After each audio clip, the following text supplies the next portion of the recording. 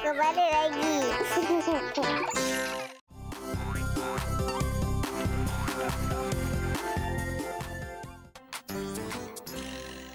Wah, penat dah.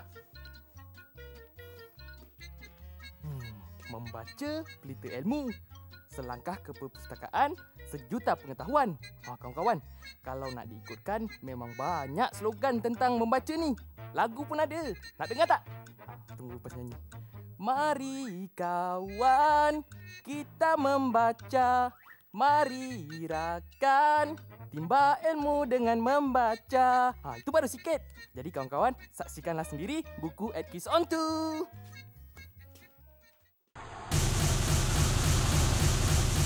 Buku at Kids On 2. Huyuh. Hai kawan-kawan, saya Adrana Maria dalam buku at Kids On 2. Sejak Kids On 2 memperkenalkan segmen ini, saya harap ramai dah jadi penggemar buku. Hari ini, ulasan buku utama ialah Keindahan di Langit oleh Harun Yahya dan diterbitkan oleh Sabah Islamic Media. Pernahkah kawan-kawan terfikir tentang keluasan alam yang kita diami ini?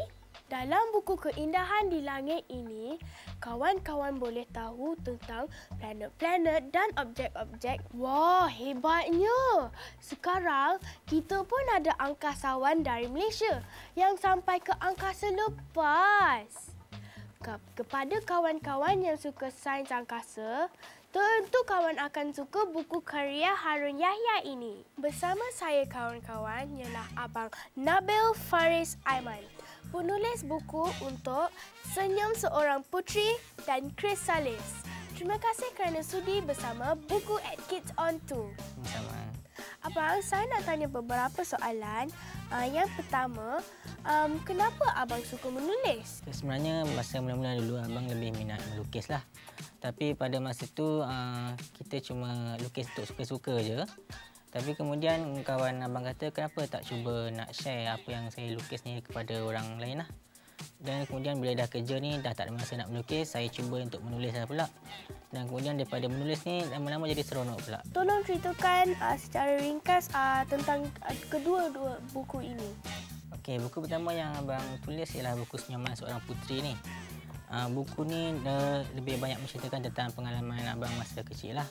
Jadi lebih kurang macam mana kita nak sesuaikan diri dekat sekolah baru, dan abang rasa ni boleh kita kongsikan dengan kawan-kawan dekat luar sana lah. Lebih kurang macam cerita yang budak-budak ni ada kuasa sakti, dan kemudian macam mana sekolah tu melatih mereka untuk sesuaikan diri dengan masyarakat. So kawan-kawan, kalau nak tahu lebih lanjut, bacalah buku ini. Terima kasih kerana sudi bersama buku at Kids On 2. Sama-sama. Okey, kawan-kawan, sekarang tibalah masa untuk carta buku pilihan BAS. Mari kita saksikan. Sekarang kita lihat carta buku pilihan BAS. Nombor 1 ialah Poppy dan Kimi oleh Dalila Sabri. Nombor 2, Sakit Gigi. Nombor 3, Budak Genius, episod Romzi vs Mamat. Jangan tunggu lagi kawan-kawan, cepat ke kedai buku untuk mendapatkan buku-buku ini. Sebelum berpisah, ingat membaca itu pelita ilmu. Sehingga berjumpa lagi daripada saya, Adrana Maria, dalam buku at Kids On 2. Bye! Wah, menarik kan buku tadi tu? Mesti ramai yang berminat nak mendapatkannya. Jadi kawan-kawan, janganlah tunggu lama sangat. Pergi kedai berhampiran, dapatkan buku tu tau. Bas nak naik dulu. Tapi sebelum tu, kawan-kawan saksikan kartun. Ini kegemaran Bas ni, superhero, Power Ranger.